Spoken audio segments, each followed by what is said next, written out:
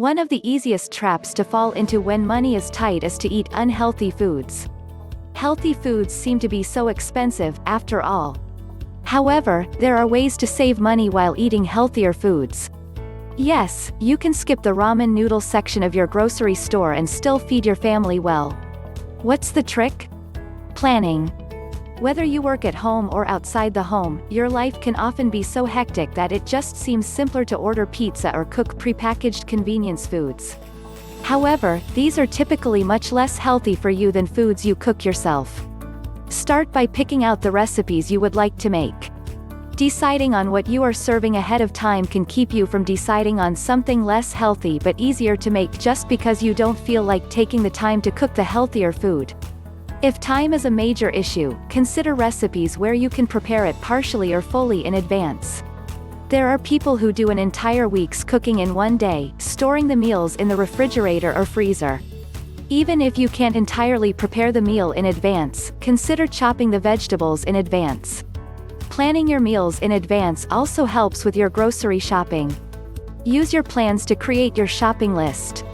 You may even want to plan your meals at the same time as you plan your shopping list by taking a look at what is on special at whichever grocery stores you plan to shop at.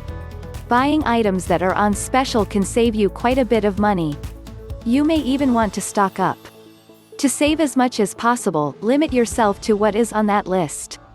No impulse purchases. It takes self-discipline, but cutting back on impulse items can be a huge help. They may seem expensive, but fruits and vegetables that are in season are actually quite affordable, and can be an excellent alternative to sugary or salty snacks. Their frozen counterparts are also quite good for you and may be quite affordable. If you have space in the freezer, buy meats when they are at their best discount. You will want to keep track of what a good price is for each kind of meat. You will also want to be aware of when products get marked down. I know that my local Albertsons, for example, generally marks their ground beef from the butcher department to $1 per pound somewhere around 9 o'clock every evening. Guess what time I shop there when I need ground beef? Make the most of your leftovers. It's all too easy to forget them and have to clean out the fridge several days later. Wasted food is money you're throwing out. Pull those leftovers out for lunch. Finally, pay attention to how you're cooking your food. You may not need as much oil as you've been using, for example.